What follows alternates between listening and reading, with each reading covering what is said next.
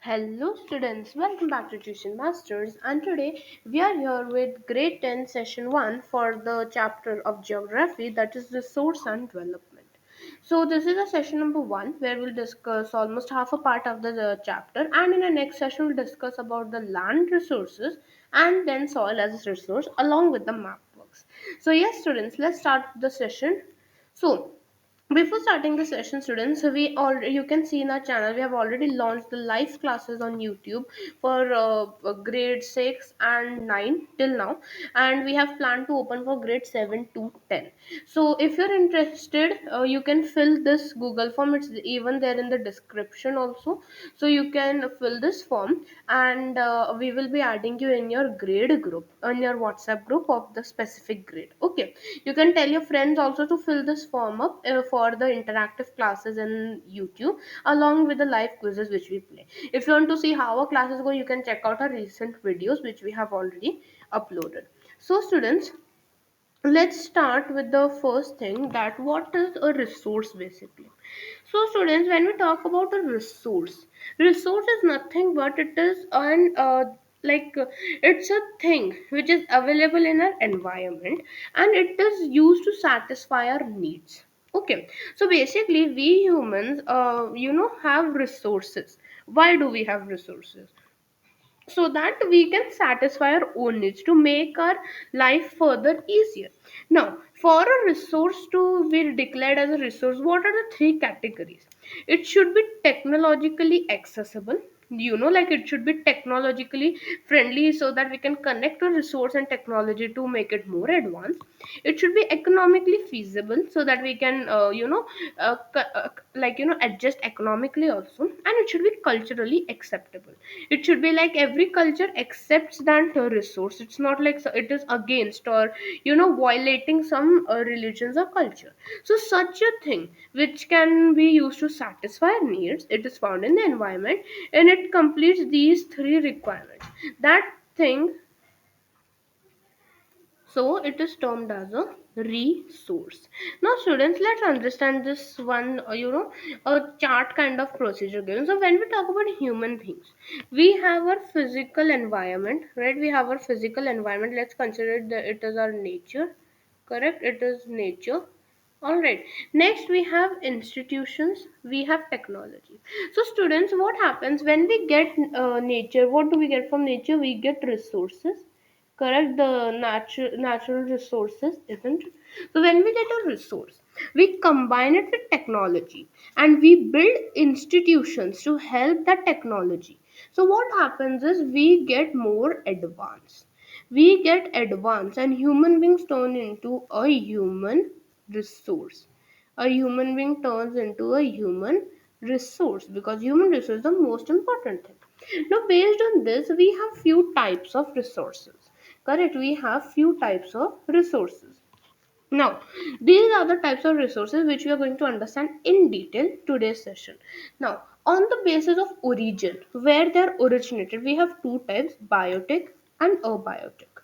Basis of exhaustibility, we are going to understand them in detail also. Exhaustibility means how can they be replenished or renewed. We have renewable resources and non-renewable. Based on ownership, like who owns that property is the owner, we have four types: individual, community, national and international resources. And based on the state of development, we have potential, we have developed resources, we have stock and reserves. So now students, let's understand all these types of resources one by one in detail. Now students, on the basis of origin, from where they originate, we have biotic and abiotic resources. Now what do you mean by biotic? You might have studied in biology, biotic means living. So these resources, the biotic resources, are obtained from the biosphere, and they have a life, means they are the living components, right? They are the living components, very basic thing. Examples: we humans, flora, fauna, plants, animals, fisheries, livestock. All of these are live things, right? They are not dead, they are living. So these biotic resources are nothing but the living components of resources. They are the living components, isn't it? On the other hand, abiotic means that they are the non-living beings, right? They are non-living creatures. Now, can I say creature exactly? No. So all those things which are composed of non-living things, okay, they are called abiotic resources. Means the things are non-living here. They do not live. They do not have life. For example, rocks, metals, all of these are resources, isn't it? Coal, petroleum, wind, sun, solar energy, all of these are non-living, but still they are a resource, so they are known as abiotic resources. For example, protist, plants, animals, bacteria, fungi, flora, fauna, they are living things. Non-living things, abiotic means water, soil, air, minerals, light, and light energy, water energy. All of these are abiotic components, isn't it? Now, next type is on the basis of exhaustibility. How fast it can exhaust, means it can over and come replenished. So again we have two types, renewable and non-renewable. So renewable resources means that these resources can be renewed or reproduced, or you can directly say it can be replenished. It can be replenished by physical, chemical, or mechanical processes. Okay, so basically, such resources which can be easily renewed, or they once they're finished, they can easily come back by physical or physical, chemical, or mechanical means. They are known as renewable resources, right? Or replenishable resources. Now they take very less time. They take very less time to replenish. They take very less time to replenish. For example, solar energy, wind energy, water, forest, wildlife. These are the renewable resources which may be further divided into continuous or flow. Right? We don't need to understand that deeply now. So, when I say renewable, solar and wind energy. Solar energy comes from the sun. Now, will solar energy finish? It will not finish, right? It will, if it is like we have used too much of it, but still sunlight is coming, right? Sunlight won't get over, right? It will come back, so it can be replenished very quickly. That is what renewable resources are. Next are the non-renewable resources. Now these take a very long time. They take a very long geological time. Minerals, fossil fuels are the example of such resources. Now what happens is they take many years. They take many years to get replenished. They are not easily replenished, right? So once they are over, we have to use them very wisely, because once they are over, so they cannot be replenished. So these resources take millions of years in their formation. They take quite a long, very many years to get back in their form. Some of these resources like metals are recyclable, and like some like fossil fuels cannot be recycled and get exhausted by their use. So basically what happens is fossil fuels, we know that that is such a long structure. If we have to use coal, petroleum, all of this very wisely, because once they're finished, totally finished, it will take a very long time, millions and millions of years to come back, right? So that's why we should use fossil fuels and all these metals very wisely. Here you see, we see windmills. What is this? This is wind energy, isn't it? This is wind energy. What is the form of it? It is a renewable resource. It is a renewable resource. Correct. It's a renewable resource. Now, whereas you see here, what is this? You can say it's a coal, or you can say these are fossil fuels, isn't it? Now, once these fossil fuels are finished, so what happened? They are non-replenishable. They are non-renewable resources, right? Now, next is basis on ownership. We have four types. So let's learn them one by one. Individual resources. As the name says individual, this means that people can own this resources privately also. Means one person can also handle this because it is individual. It's not like many people have to come. Only individual one person can own it and use it. Now, many farmers own land which is allotted to them by government against payment of revenue. So again, they pay revenue, they pay it to the government, and government give the farmers their own land. When no, they don't have to work on someone else. No one will come on their land. They will do it on their own only, right? And villages, there are people with land ownership, but there are many who are landless also. Some people who are, rich farmers, the large farmers who are there, they get the farm ownerships, but landless people are also there who work on these. Now, urban people in the cities, they have their own plots, houses, properties, they have plantation, they have pasture lands, they have ponds, water in wells, etc. etc. They are present in the examples of resources which is owned by the individual. So ponds, wells, these are sometimes owned by only single individual person, and that person only handles it, take cares of it and uses it. That is what individual resources. Next is community owned. As you say, community means a group of people will use it, like a group or a village. So these resources are accessible to all members of a community. For example, in village we have grazing grounds. Now that grazing ground is not of one person, right? The people who have cattle, all of them will come and graze it, right? Burial grounds are where the people are buried when they're dead. So is it like only the one burial ground is for one family only they will go and bury them? No, right? Other villager, other members will also come. Sorry. Now village ponds are also used, water resource, as a water resource. So not one person does it, everyone does. Talking about urban areas, we have public parks, picnic spots, playgrounds. They are what? They are also resources, but that is owned by a group.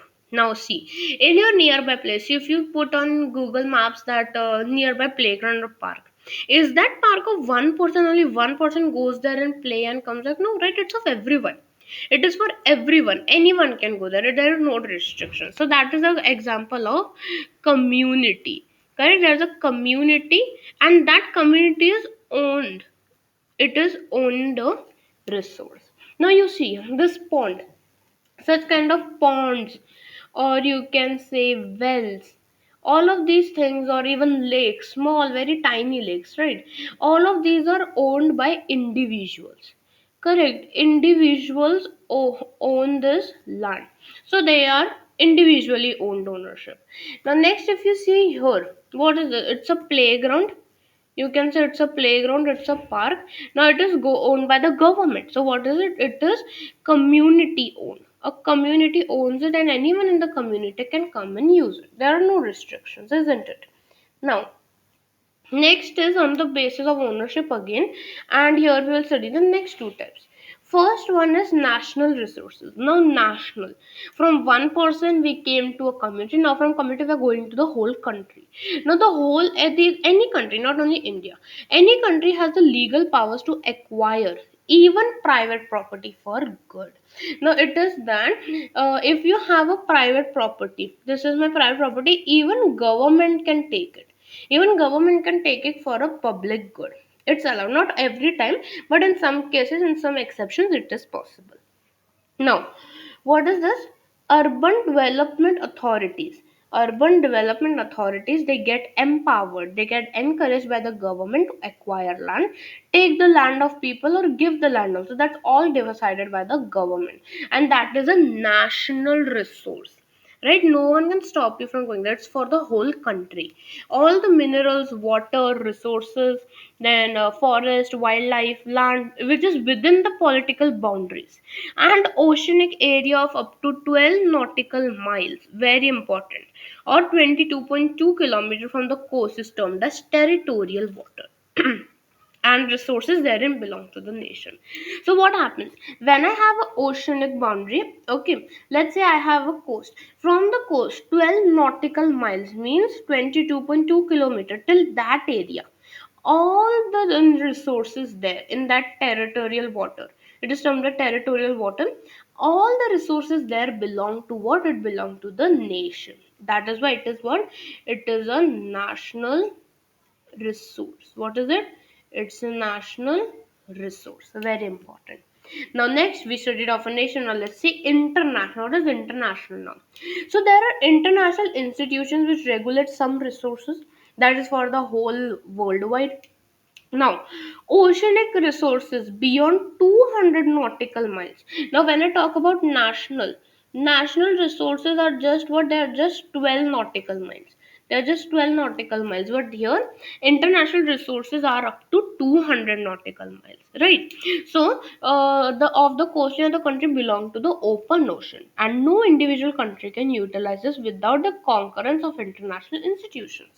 Now, international institutions, What they do is basically they said this 200 nautical miles in this part, no country can come and utilize them without the permission of international institutions. So you have to take the permission, the nation has to take a permission to use that coastline area of within the period of 200 nautical miles. Now you see here an example of this is EEZ, E exclusive economic zone. What happens here is that this is the economic zone where what happens, only the people are beyond here. This is the territorial sea. So in the baseline, the people cannot use this area. It has to be taken by the international resource. It's an international resource. So the international institutions has to be taken in consideration. All right. Now, the last part is on the basis of state of development or status of development. We have four types again. First one is potential. Potential resources are found in a particular region, but they do not have been utilized. Now, understand the differences here. The difference is that here what happens, potential resources means they are found in a region, but we haven't used them. They are not being used. Okay. Now, example, in the western parts of India like Rajasthan and Gujarat, there are various potential for the development of wind and solar energy. That is, wind and solar energy are quite good, highly present in Gujarat and Rajasthan. But so far, due to technological issues, maybe it has not been developed properly. So that is why that in the Gujarat, Rajasthan, wind and solar energy is a potential resource, means we can use it, but we have not started it yet. Correct. Now, next is developed resources. Resources which are surveyed and their quality quantity have been known for utilization, but the development of the resources depends on the technology and level of their feasibility. This means that we know that how much amount we have, how much we have, how much resource we have, what is the quality, everything is known. But it depends on the technology. If I have a proper technology, then only I'm doing it, or else I'm not going to do it, right? Now, similarly, next one is stock. Stock means the materials in the environment which have the potential to satisfy human needs, means they can become a resource. But human beings do not have the appropriate technology to access these. Okay, now see, hydrogen compound from water. It is a very high source of energy. What is it? It's a high source of energy. But we don't know from water how do we extract hydrogen and use it as energy. People do not know. If it is known, it will be very satisfying to human, but we don't know till now. So what will happen? It is it is a stock now. It's there, but we don't have the technology to use it. Okay. Last one is reserves. Reserves, you can say they are a subset. They are a subset of stock. They are a subset of stock. So these can be put into use with the help of existing technical know-how, but their use have not been started. Okay, now what happens here? We know the technology. The technology to technology which has to be applied here is known, but we have not started it. We know. See, what is the thing here, that we know that yes, how to use it we know, but we don't we have not started it. We have the technology to access it, we know how to use, we know quality quantity, but we did not start yet.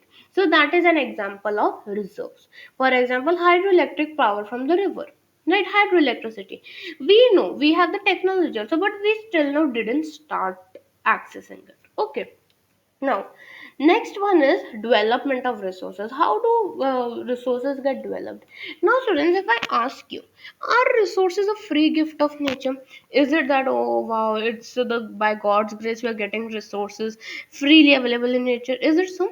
Answer is no to it. It's no, because humans are the ones who make the resources, isn't it? They make the resource and they accommodate the resources, isn't it? It's not a free gift from the nature exactly. And these resources are quite important for human survival as well as for maintaining the quality of life. But what's happening, humans are getting greedy. Now as they get greedy, what happens, they indiscriminately use the resources, and this has led to the major problems. Now what happens? Human beings think that this is for our use. One person uses a very lot resources, right? One family uses it. So there is a unfair usage. There's an unfair usage of these resources. Now what problem does it create? Problem number one, there is depletion of resources for satisfying the greed of few individuals. So that few one or two or three people get their proper, what can I say, proper service and proper resource, proper I can't get the word, I mean proper, what do we say, conditions we have, proper lifestyle we have. So what they do, they deplete, they exploit the natural resources and even other resources for their own greed. Right? Problem number two, accumulation of resources in few hands, which in turn divides the society into two segments, which are having the resources and having not, that is rich or poor. So how does rich and poor come in the picture?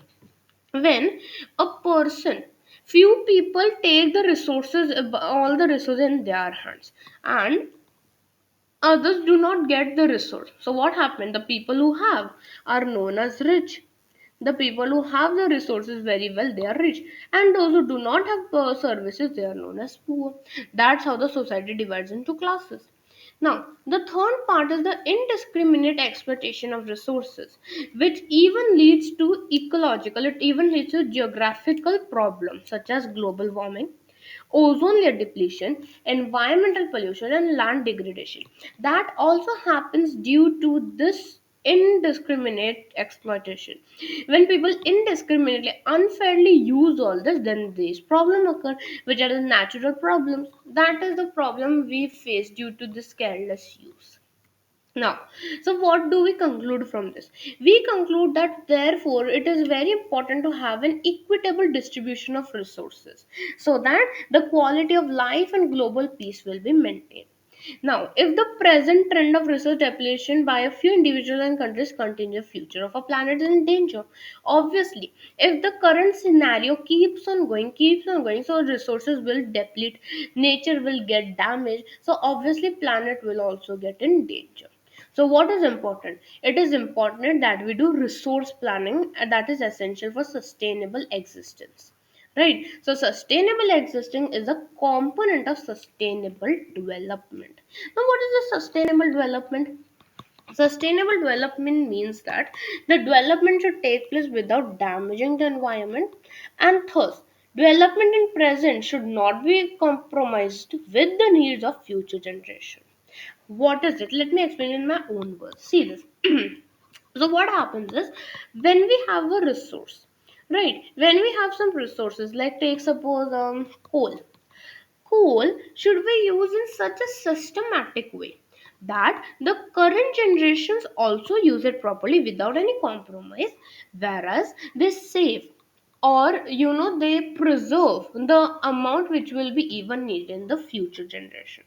So this way the present generation doesn't compromise and the future generation also get the resources. That is what sustainable development exactly means. Okay, so this sustainable development can be achieved through proper planning. Now, we'll be going to see two examples of this, two case studies we have. First is of Rio de Janeiro Earth Summit in 1992. So, the first international Earth Summit, it was held in Rio de Janeiro in Brazil. When? June 1992. Isn't it? So, what happened here is there were more than 100 heads of states where they met here. Okay, more than 100 states met. Now, the summit addressed the urgent problem of environmental protection and socio-economic development at the global level. They discussed that this summit, how we should overcome with this resource issues, environmental protection, and all of this they discussed at the international global level. Now, they assembled leaders signing the Declaration on Global Climatic Change and Biological Diversity. So the leaders who were there, they assembled and they signed a declaration on global climatic change and biological diversity. On this, they had signed a, you can say, a pact. The Rio Convention endorsed the global forest principles and adopted Agenda 21 for achieving sustainable development in the 21st century. So, due to the South Summit in Rio de Janeiro, what happened was it was quite easy to adopt Agenda 21, which we are going to study the next part, for achieving sustainable development in the current scenario, isn't it? Now, what was this Agenda 21? Now, Agenda 21, it was a declaration, you can say a pact which was signed by the world leaders in 1992 at the United Nations Conference on Environment and Development, UNCED, which was held in Rio de Janeiro. As we studied here in the Earth Summit in Rio de Janeiro, here it was signed the pact. What was the aim of this agenda? It was to achieve global sustainable development in the 21st century. In the 21st century, that what it was named as Agenda 21. Now, what was the objective? It was to combat environmental damage, poverty, diseases through global cooperation and common interest, mutual needs, and shared responsibilities.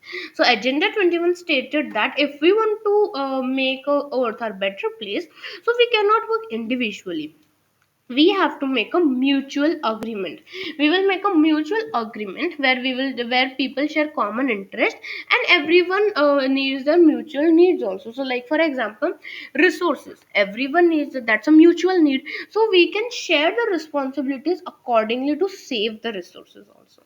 And one of the important major objective was that every local government should draw its own local Agenda 21. So this was on a global level, but even in small countries and places, Agenda 21 should come up so that people can, go ahead and even give its own opinions and start with this aim and objective of saving the nature. So students, this was all about today's session. Thank you for watching. Don't forget to like, share and subscribe this channel. Like the video if you didn't, and comment on how did you like the video, and even tell me which videos would you like next. I'll be seeing in the next video where we discuss about the land resources and planning in our next session. And don't forget even to fill up the form for live classes of your grade. Fill this form, it's present in the description box below. I'll be seeing in the next session very soon. Until then, take care everyone. Goodbye.